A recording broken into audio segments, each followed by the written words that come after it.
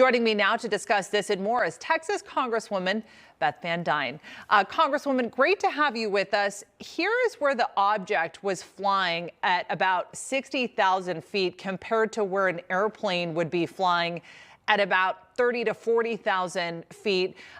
Talk to me a little bit about the U.S. response, particularly given the fact that military experts that I've spoken with say that this is actually a pattern that the administration isn't talking about, that there are actually 2 or 3 more instances where we have seen objects like this, perhaps maybe a drone, in fact, that is not necessarily crossed into U.S. airspace, but again, could be more antagonism that we're seeing from China. No, I think you're absolutely right. I think this is definitely a threat from China. And I think, the U.S. response has been very weak, as has the response over the last 2 years under the Biden administration. Did you even hear him mention this during his State of the Union? I think it got all of 70 seconds. We have faced now considerable amounts of provocation and aggression from China that we simply don't see this administration addressing. Instead, what you saw at his State of the Union and what you're seeing in his fear and smear administration is he's attacking Republicans. He's taking credit for an economy that is floundering. He's not talking about inflation. He's not talking about protecting the country. What he's talking about is basically fear-mongering and lies as his campaign strategy.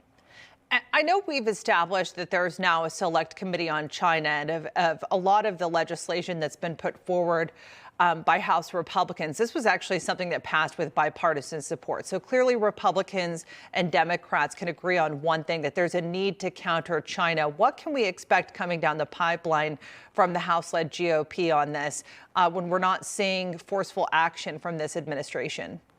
Well, I think what you're going to see is we're actually going to be talking about it. We're going to be talking about the threats to IP. We're going to be talking about threats to our cybersecurity, threats to our energy, what China is doing in other countries, the fact that we've got an administration that's pushing a great Green New Deal program that basically makes us more reliant on China. When we look at trade agreements, the fact that China is now all across the globe entering into trade agreements with other countries, and we are sitting on our hands. This administration is not taking the threat seriously. I think what you're going to see coming out of this committee is that they're going to be focused on it. They're going to be looking at ways in which to prevent things like the COVID-19 creation and get down to the bottom of that. How did it start?